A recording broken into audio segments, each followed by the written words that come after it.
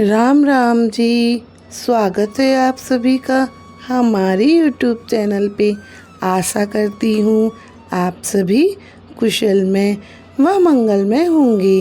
भक्तों, आज हम आपको एक बहुत ही अच्छी व सुंदर कथा सुनाने जा रहे हैं।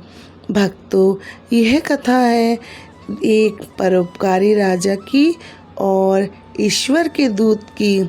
भक्तों, यदि अभी तक आपने हमारे YouTube चैनल को सब्सक्राइब नहीं किया है तो हमारे YouTube चैनल को सब्सक्राइब करें और बेल आइकन बटन को दबा दें, जिससे कि हमारी आने वाली सभी वीडियो की नोटिफिकेशन आप तक पहुंच जाए। आपका और हमारा रिश्ता यूं ही बना रहे। भक्तों, कथा इस प्रकार है। एक राजा बहुत बड़ा प्रजापालक था।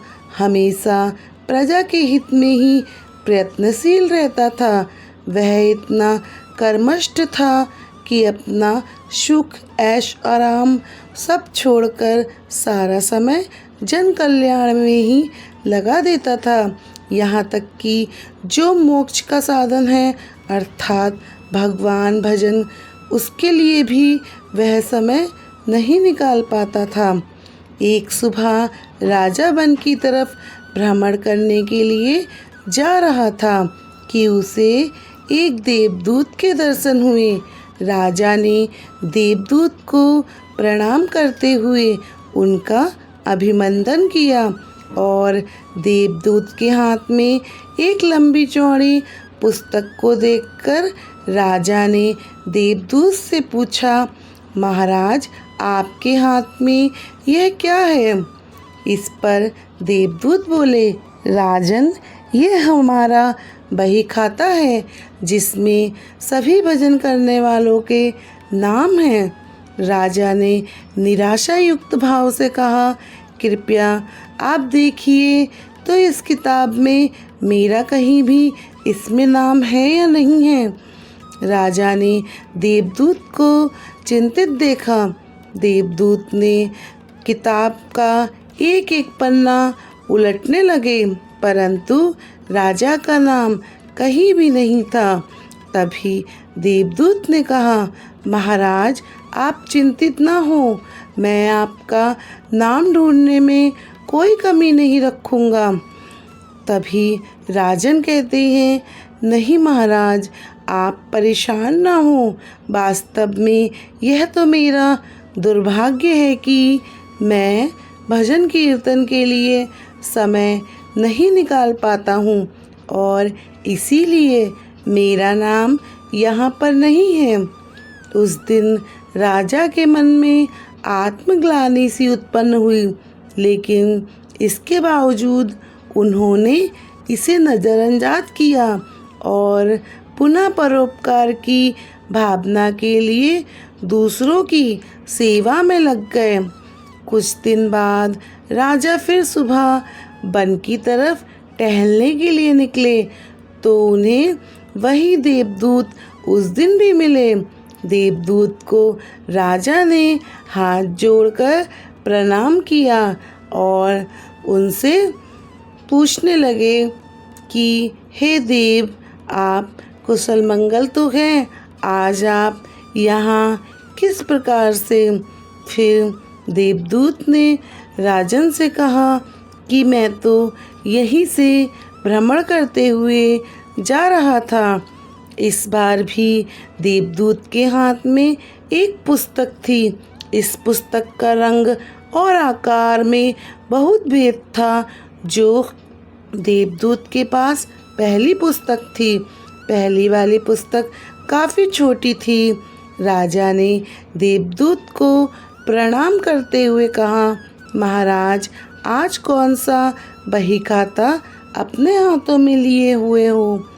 तो देवदूत ने कहा, राजन, आज के बही खाते में उन लोगों के नाम लिखे हैं जो ईश्वर को सबसे प्रिय हैं। राजा ने कहा, कितने भाग्यशाली होंगे वे लोग। निश्चय ही वे दिन रात भागवत भजन में लगे रहते होंगे। देवदूत जी, कृपया आप इस पुस्तक में देखिए कि मेरे राज्य का क्या कोई नागरिक इस पुस्तक में है क्या। राजा की बातें सुनकर देवदूत ने बही खाता खोला और यह क्या, पहले पन्ने पर तो पहला नाम राजा का ही था। इस पर राजा बहुत आश्चर्यचकित हुआ और आश्चर्य से देवदूत से पूछा, महाराज, मेरा नाम इसमें कैसे लिखा हुआ है?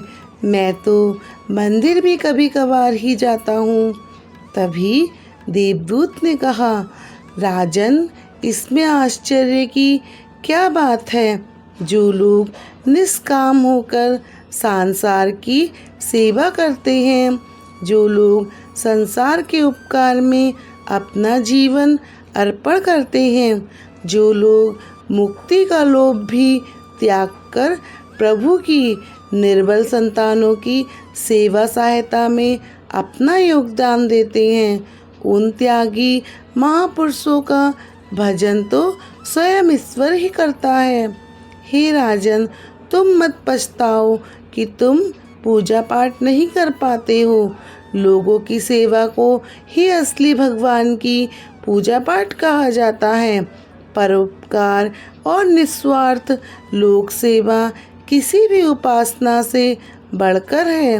राजा को आज देव के माध्यम से पता चला कि पूजा पाठ से बढ़कर किसी निर्बल, किसी असहाय की सहायता करना है।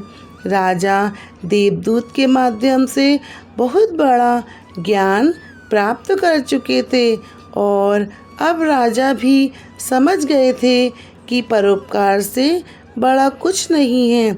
जो परोपकार करते हैं वही भगवान के सबसे प्रिय भक्त होते हैं। भक्तजनों, यह थी राजा और देवदूत की एक सच्ची और अच्छी कथा। भक्तों, कथा आपको कैसी लगी हमें कमेंट बॉक्स में ज़रूर बताना। भक्तजनों, यदि आपको यह कथा अच्छी लगी हो तो इसे अपने परिवारजन और मित्रजनों में अवश्य ही शेयर करिएगा। आप सभी को हमारी राम राम जी।